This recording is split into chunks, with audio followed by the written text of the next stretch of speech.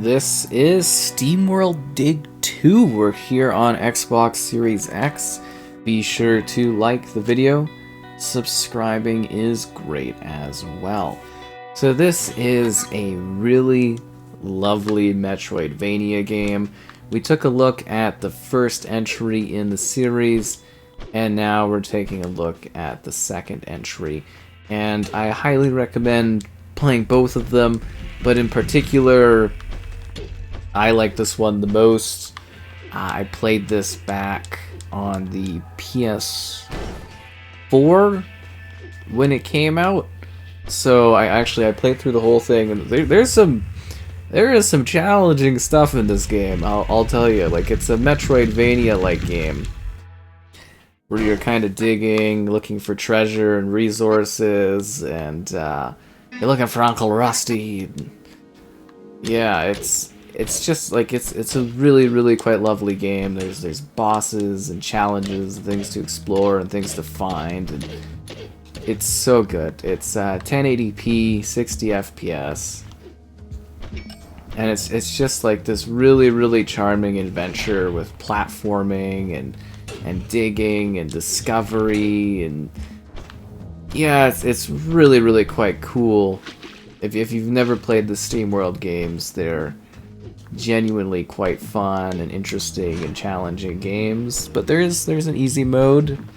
I got normal on right now, but you can play it normal or hard or easy, and you know, the different challenge levels for different players. But it's very fair in what it is, and it's a game that's more about the, like, I want to say, like, the discovery of where you're going. A little like Dig Dug, if you're familiar with that classic, where you're basically carving out your path in order to find out, like, where to go to find riches, and then you take those riches and you go to, like, the store of, like, the local town or whatever, with other, I guess you would say, steampunk robots, and, you know, they're gonna be able to sell you stuff in order to, like, build things and get better mining materials to be able to do more challenges. It's just a really great time. Like, I really do like this game. I think I reviewed it very highly when I covered it back in the day. And it's just, like, it's delightfully charming. It's really quite neat. Oh, I can run! Look at me go. Yeah, but the main thing is really that you should give this a whirl, because I think this is such an interesting and unique experience that will likely surprise you and provide something fun that you can sit here and spend hours kind of playing. I think this really is something that, like, as a gameplay experience, you can just kind of sit there and just spend hours and hours kind of just, like, working away at it, finding new ways to get through things.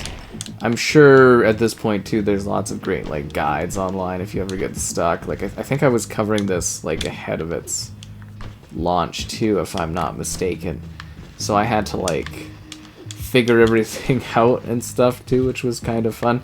Like, I don't know if you guys ever know the reviewing standpoint of things, but, like, you know, a lot of people that, like, play games, you know, you're able to, like, look up a guide and find info. But if you're reviewing something ahead of its release, there's no guides unless the developers give you something. And yeah, it's just kind of fun though, because, like, you're just trying to figure out where you're going. This one has a little bit more of an emphasis on the narrative side of things right off the bat. So, like, eventually it's gonna open up to where we're, like, gonna be building more, if that makes sense. But, like, yeah, if you had played... I was kind of hoping that would upgrade my hearts.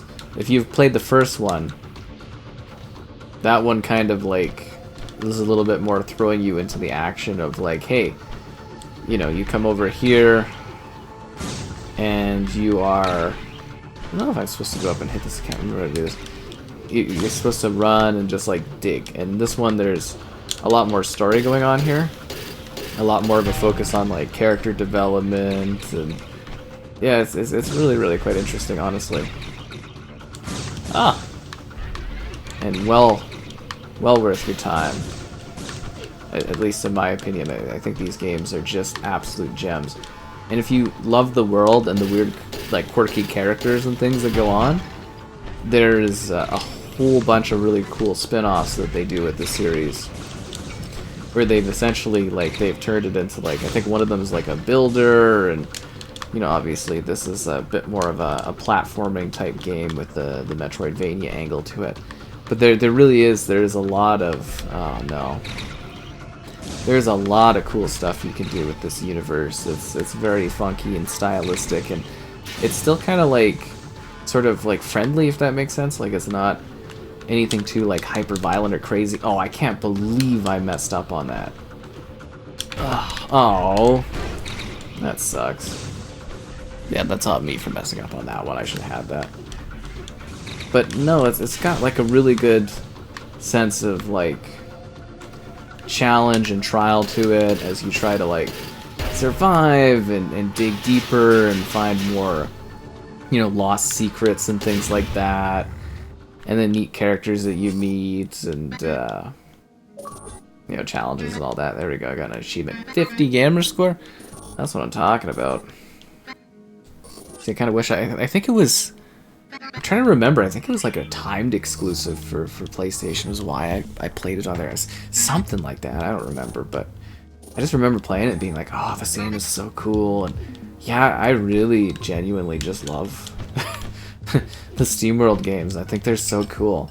And I think a SteamWorld build came out not too long ago, and that one was really fun as well. And yeah, there's a lot to enjoy about these games. But this isn't even, this is more representative of like one of the more hardcore areas, because usually you are doing more like a free kind of building and or kind of mining, creating paths in order to like get to places and stuff like that, and that's the big part of it. I think that's just like a bit of a prologue to kind of get you into the action, stuff like that.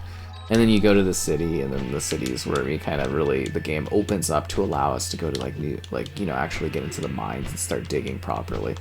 It's a very, very neat concept. It feels almost a little bit like Minecraft kind of to a degree, but not really. You know, just the digging element of it and actually trying to like carve paths and the block formations, and it's really freeing. And then it gets a little crazy, and the bosses that are wild. They did some really good evolutions on this series over time in terms of like really expanding things in the scope of the series. But yeah, definitely a high recommend playing these games and checking them out, particularly the sequel. I love this game so much.